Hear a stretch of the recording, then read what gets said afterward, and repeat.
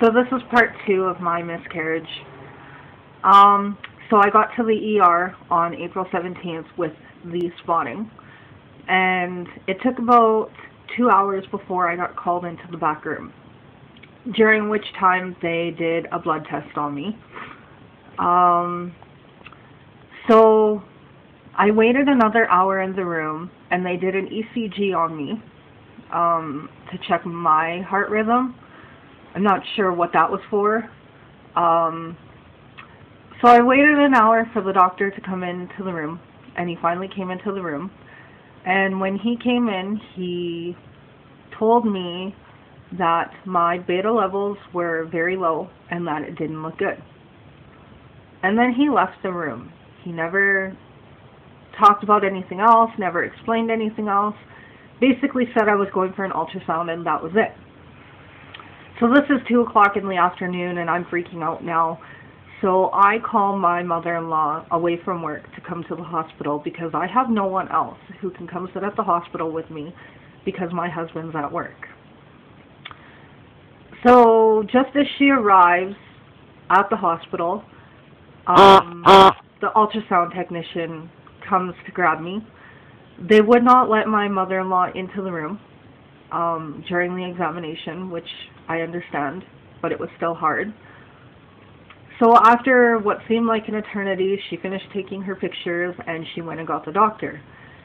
Well, the doctor came into the room, and at that point he took over the ultrasound and started taking pictures.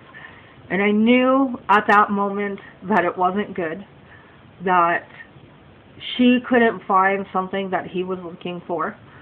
And 5 minutes later, he confirmed that our baby no longer had a heartbeat. And then I was curious to know how long our baby had gone without a heartbeat, so I asked, and he confirmed that our baby was only measuring at 8.5 weeks. So I had walked around for 2.5 weeks with our dead baby in me. I don't know how else to say it. You know, this is really raw and really emotional, so if I'm upsetting somebody because of the terms that I'm using, I'm very sorry. So with that being said, they sent me home with a bunch of information about what to expect, when to come back into the hospital.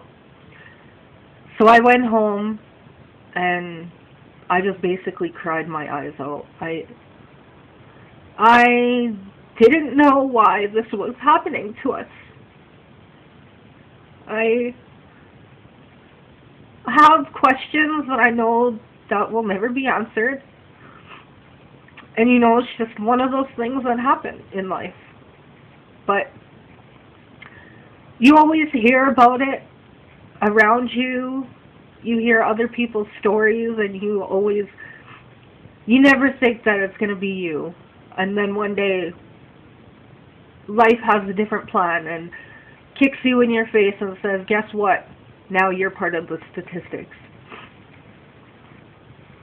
So Friday night comes along, and you know, I'm still emotional. I'm bleeding heavier now, and these cramps start at 9 o'clock at night, and they're, you know, just coming and going. They're not too bad yet, so I take the pain medication that they sent me home with. 10:30, 11 o'clock comes around, and I realize that the pain is coming and going. I forgot my wallet, so fuck it.